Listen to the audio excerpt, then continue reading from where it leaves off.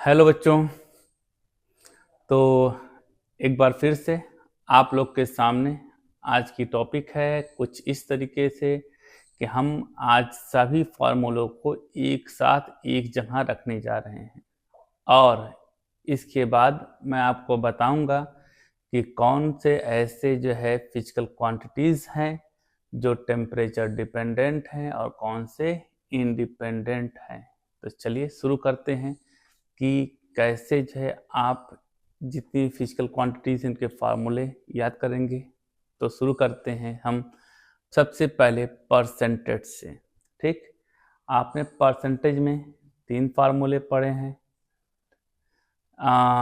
जैसे आपका एक होता है मास परसेंटेज। पहला कौन है आपका मास परसेंटेज, जिसे आप W/W इंटू 100 इससे जो है इस तरीके से रिप्रेजेंट कर सकते हैं। इसको रहने देते हैं। चलिए, दूसरा है आपका वॉल्यूम परसेंटेज। वॉल्यूम परसेंटेज जिसे V/V इंटू 100 से। और तीसरा है आपका मास वॉल्यूम परसेंटेज जिसे आप W/V इंटू 100 कर सकते हैं। ये 3 फार्मूलों का एक डब्बा आपको याद करना है जो परसेंटेज से रिलेटेड है। देन आफ्टर हम बात करते हैं आपका लीटर वाले। तो आप जानते हैं कि आपको बताया गया स्ट्रेंथ और वेट में रिलेशन। तो ये आपका स्ट्रेंथ हो गया, ये हो गया वेट हो गया, और यहाँ पर ये लीटर। स्ट्रेंथ और मोलैरिटी में relation M into capital M, और स्ट्रेंथ और नॉर्मेलिटी में रिलेशन N इंटू E। तो ये स्ट्रेंथ के सारे फार्मूले एक जगह हो गए, जहाँ पर आप ये कह सकते हैं कि सर ये स्ट्रेंथ और ये वेट में रिलेशन है, यानी S is equal to W/V। ये स्ट्रेंथ ये मोलैरिटी में रिलेशन है, ये स्ट्रेंथ और ये नॉर्मेलिटी में रिलेशन है। तो इस तरीके से आप इस रिलेशन को लर्न कर सकते हैं। फिर इसके बाद हम बात करते हैं मोलैरिटी की। तो मोलैरिटी और नंबर ऑफ मोल में रिलेशन N/V लीटर में। फिर उसके बाद क्या मोलैरिटी ले लेते हैं या फिर नॉर्मेलिटी ले लेते हैं। तो normality is equal to number of gram equivalent और डिवाइड बाई वॉल्यूम। ये आपके हो गए। और मोलैरिटी का जो होता है number of mole upon capital W, ये आपका किलोग्राम में होता है। 3 फार्मूले ये हो गए। ये मोलैरिटी और नंबर ऑफ मोल में रिलेशन है, ये नॉर्मेलिटी और नंबर ऑफ ग्राम इक्विवेलेंट में रिलेशन है, ये मोलैरिटी और नंबर ऑफ मोल में रिलेशन है। ये हमने MO लिख दिया है, चाहे आप यहाँ पे M- लिख लीजिए क्योंकि मोलैरिटी को M- से रिप्रेजेंट करते हैं। ठीक है, आमतौर पे M या M- यूज करते हैं, लेकिन हम थोड़ा सा बच्चों की सुविधा के लिए M0 लिख देते हैं ताकि मोलैरिटी साफ साफ समझ में आए। नहीं तो बच्चे कंफ्यूज रहते हैं कि मोलर ये क्या नाम है स्मॉल m मोलर मास भी यूज करते हैं और मोलैरिटी के लिए यूज करते हैं, तो कहाँ पे। ठीक है, अब इसी को थोड़ा सा हम एक्सपेंड करते हैं। आप जानते हैं small n is equal to W/V होता है, तो W/M होता है। तो यहाँ पे W/M अगर रखेंगे तो आपका मोलैरिटी का एक फार्मूला और आ जाएगा, मोलैरिटी फार्मूला और आ जाएगा। M is equal to W/M into V litre में आ जाएगा। ये हो गया। ये नॉर्मेलिटी के लिए अगर ग्राम इक्विवेलेंट से W/E यूज करते हैं तो यहाँ पे W/E यूज कर लेंगे, तो यहाँ पर N इज इक्वल टू हो जाएगा क्या W/E इंटू V लीटर में हो जाएगा। और यहाँ पर आप जानते हैं n की ये नंबर ऑफ मोल है, अगर हम इसी तरह से रख दें तो मोलैलिटी इज इक्वल टू हो जाएगा W अपान m into capital W kilogram में। तो ये एक डब्बा आपका और बन गया। ये रिलेशन किस में है?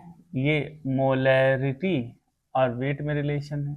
ये नॉर्मेलिटी और वेट में रिलेशन है। ये मोलैलिटी और वेट में रिलेशन है। तो इस तरीके से ये तीनों फार्मूले आप याद कर सकते हैं, बहुत इंपॉर्टेंट फार्मूले हैं। आपके NCERT में ज़्यादातर क्वेश्चन यहाँ से और यहाँ से पूछे जाते हैं, और बीच बीच में इससे भी यूज़ होता है, यहाँ पर भी यूज़ हो सकता है, लेकिन यहाँ से ज़्यादा क्वेश्चन पूछे जाते हैं। फिर उसके बाद हम बात करते हैं कि इतना होने के बाद अब इसी से रिलेटेड और भी क्वेश्चन हैं। अब जैसे अभी एक होता है आपका क्या कहते हैं मोल फ्रैक्शन। अच्छा, एक और चीज़ था, चलिए ठीक है, मोल फ्रैक्शन की बात कर लेते हैं। तो मोल फ्रैक्शन कैसे है? काई सैल्यूट लिख देते हैं फिर से,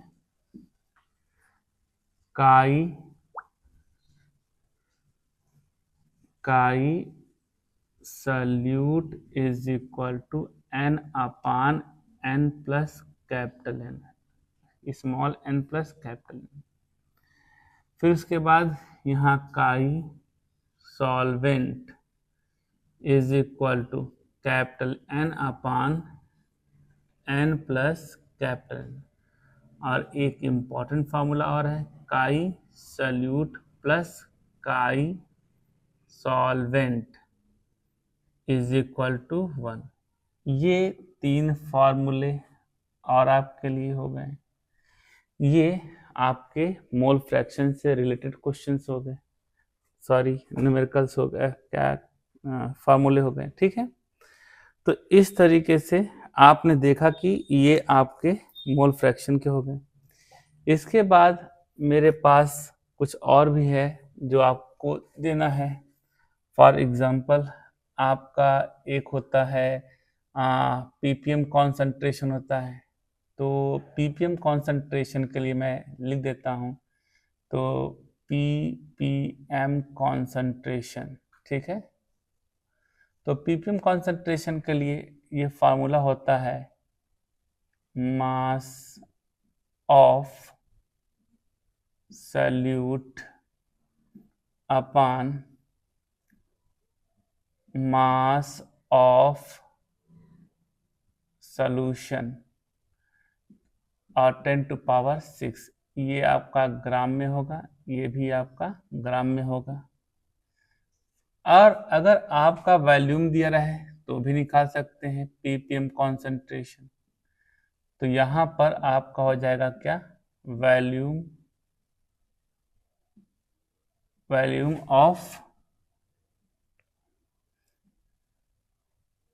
सॉल्यूट और अपान वॉल्यूम ऑफ सॉल्वेंट। ये ml में होगा, ये भी ml में होगा, और मल्टीप्लाई बाय 10⁶। ठीक। एक और फार्मूला है ppm से रिलेटेड।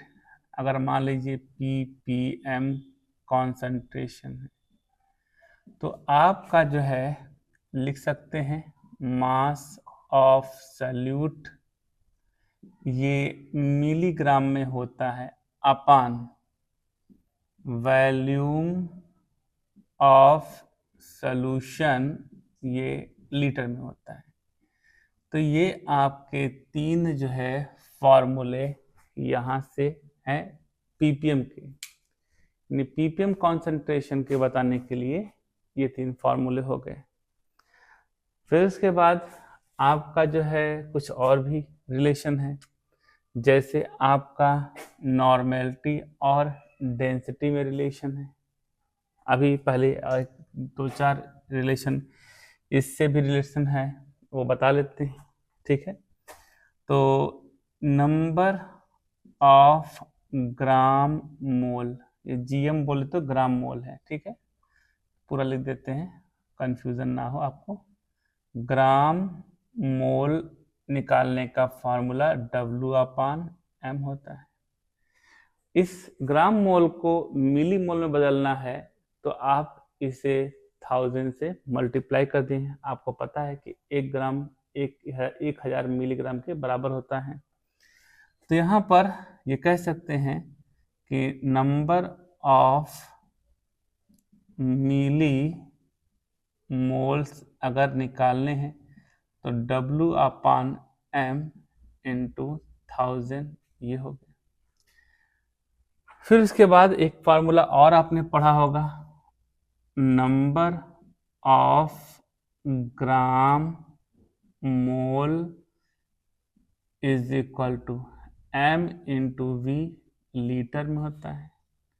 और आप इसे ये भी कह सकते हैं कि नंबर ऑफ मिली मोल जो होता है M इंटू V, यहाँ लीटर की जगह पे क्या हो जाएगा, ml हो जाएगा।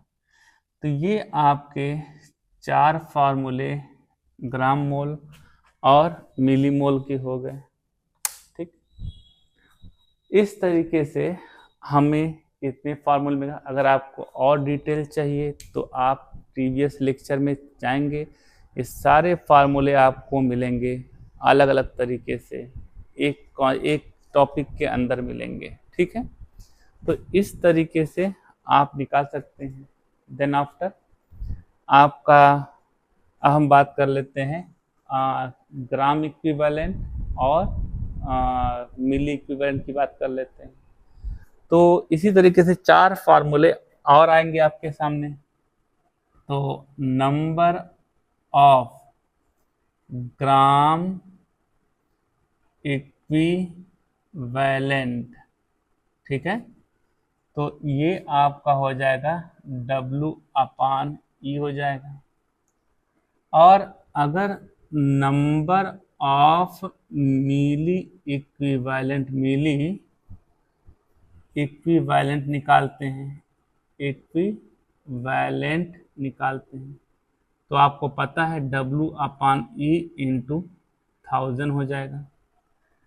इसी तरीके से अगर इसमें कहें तो नंबर ऑफ ग्राम इक्विवेलेंट निकालना है तो N इंटू V लीटर में, और नंबर ऑफ मिली इक्विवेलेंट निकालना है तो N इंटू V ml में कर दें।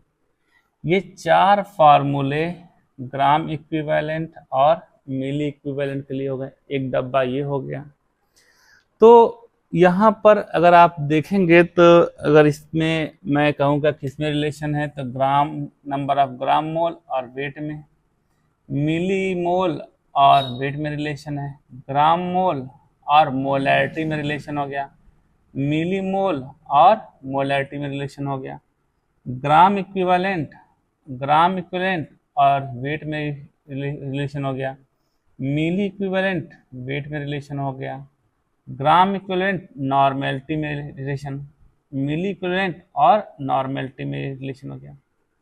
तो ये जो डॉट मैंने लगाया है ये इसलिए लगाया ताकि आपको ये बात पता चल सके कि किस में रिलेशन है, रिलेशन किस में है। थोड़ा आसान हो जाएगा याद करने में, ठीक है। बच्चों को बड़ी दिक्कत होती है याद करने में इतने ढेर सारे फार्मूले, बट ये डब्बे करके अगर आप याद करते हैं और ऐसे करते हैं कि स्ट्रेंथ और वेट में क्या रिलेशन है तो S is equal to W/V, तो ये थोड़ा सा आपको आसान कर देगा। थोड़ी सी प्रैक्टिस की जरूरत है, अगर आप प्रैक्टिस कर लेते हैं तो ये फार्मूले आपके जेब में जाते हैं और यहाँ से आपके JEE और नीट तक के क्वेश्चन जो है आपको मिलते हैं इन सब फार्मूले पे, ठीक है। तो यहाँ तक के बाद कुछ इसे अगर नोट करना है तो नोट कर लीजिए, हम कुछ और भी बता दें आपको।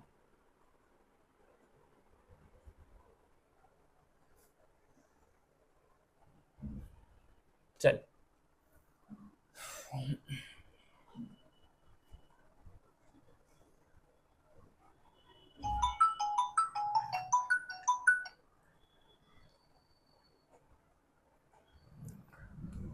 चलिए भाई।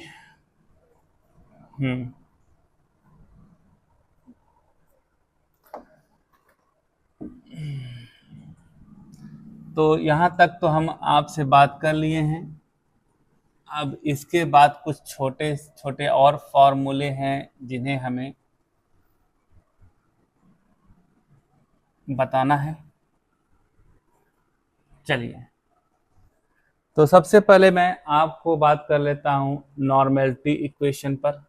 ठीक है, तो ये आपका नॉर्मेलिटी इक्वेशन है n1v1 is equal to n2v2, और एक होता है molarity equation m1v1 is equal to m2v2 हो गया। ये नॉर्मेलिटी और मोलैरिटी इक्वेशन है। अगर किसी रिएक्शन में दिया हुआ है और रिएक्शन के कोफिशिएंट दिए हुए हैं, मोल्स दिए हुए हैं, तो इसी रिएक्शन को आप जो है ये भी लिख सकते हैं m1v1 अपान n1 और m2v2 अपान n2। तो ये आपके जो है जो रिलेशन है इसे आप याद कर सकते हैं m1v1 और ये हो जाएगा m2v2।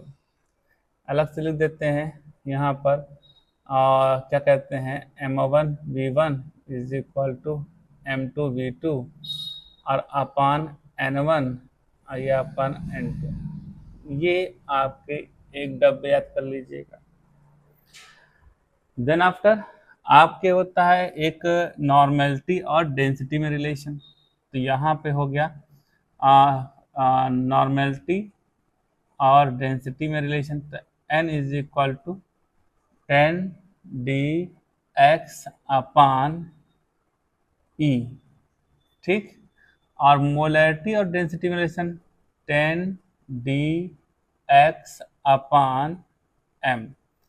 एक बात जरूर याद रखिएगा बच्चों, जब भी आपका मोलैरिटी कहता है तो मोलैरिटी जो होता है वो उसके साथ मोलर मास आता है, और जब नॉर्मेलिटी होती है तो उसके साथ इक्विवेलेंट वेट आता है। तो ये कंफ्यूजन बच्चों को हमेशा रहता है कि m के साथ ई रहेगा या नहीं। अगर m है तो आपका स्मॉल m यूज होगा, मोलर मास यूज होगा। अगर आपकी नॉर्मेलिटी है तो इक्विवेलेंट वेट यूज होगा। ठीक है, ना याद रहे तो ये याद रखिएगा, माया के साथ मुलायम, बोलो भाई, मतलब राजनीतिक पार्टी से संबंधित है माया मुलायम। और यहाँ पर NE है तो याद रखिएगा नौशाद एजुकेशन, मतलब अगर नौशाद सर है तो एजुकेशन से रिलेशन होगा। ठीक है, तो ये उम्मीद करता हूँ आप लोगों को समझ में आया होगा कि अगर देखिए यहाँ पे नॉर्मेलिटी है तो इक्विवेलेंट वेट से डिवाइड हुआ है, यहाँ मोलैरिटी है तो आपका मोलर मास से डिवाइड हुआ है। एक और रिलेशन इसी में लिख देते हैं, और वो है आपका मोलैरिटी और मोलैरिटी में रिलेशन।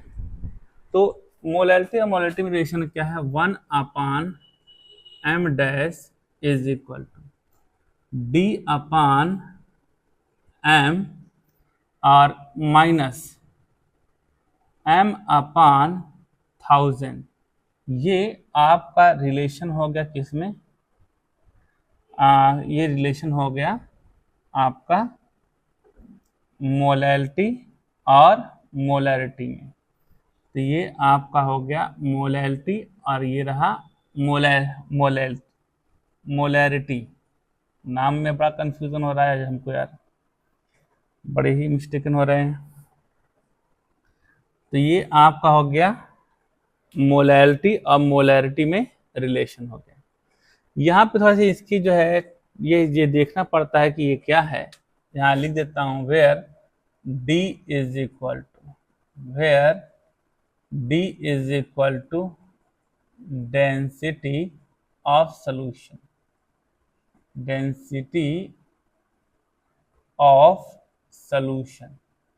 और डेंसिटी ऑफ जो सॉल्यूशन है वो किस में होगा, ग्राम पर ml में होगा, और ग्राम पर सेंटीमीटर के क्यूब में होगा। और ये x जो है ये आपका मास परसेंटेज होता है, जिसे आप W/W भी कहते हैं। तो ये याद रखिएगा, बाकी सब चीज़ें आप जानते हैं, और इसे डिटेल जानने के लिए आप चले जाइएगा हमारे लेक्चर में, आपको मिलेंगे। ठीक है, यहाँ पर आपका मोलैलिटी है, ये आपका मोलर मास है, ये आपका क्या है, मोलर मास है, ये आपका मोलैरिटी है, और इसे कहते हैं मोलैलिटी कहते हैं। इस तरीके से इसे जो है नोट करना है, नोट कर लीजिए।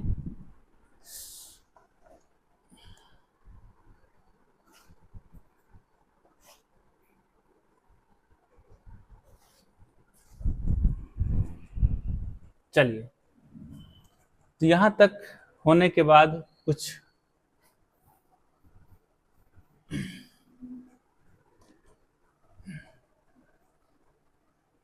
एक छोटा सा फार्मूला और है, जो है आपका मोलैलिटी और मोल फ्रैक्शन में। ठीक है, तो ये आपका मोलैलिटी इज इक्वल टू ये हो जाता है आपका काई सल्यूट इंटू 1000 अपान 1 माइनस काई सल्यूट, सॉरी ये आपका सल्यूट, और ये आपका कैपिटल M, ये सॉल्वेंट, ये आपका फॉर्मूला हो गया, जहां पर ये आपका है मोलर मास ऑफ सॉल्वेंट। ठीक, तो ये चीजें जो है आपको याद करनी है कि आपके ये जो है ये मोलैलिटी और मोल फ्रैक्शन में रिलेशन है, नोट कर लीजिए।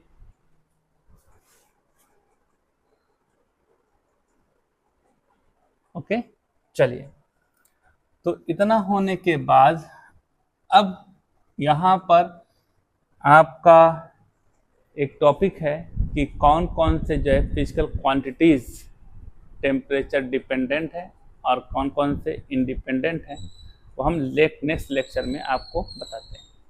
धन्यवाद, आज इतना ही। लेकिन हमारा लेक्चर अच्छा लगे तो इसे आप शेयर करें अपने दोस्तों के बीच में, सब्सक्राइब करें, लाइक करें, कमेंट जरूर करें, और कोई भी डाउट अगर आता है तो उस डाउट को हम तक जरूर पहुंचाएं। हम आपके जो है डाउट्स को क्लियर करने की पूरी कोशिश करेंगे। हमारी पूरी टीम बहुत ही एक्टिव तरीके से काम कर रही है, और हम ज़्यादा से ज़्यादा कंटेंट आप तक पहुंचाने की कोशिश कर रहे हैं। धन्यवाद।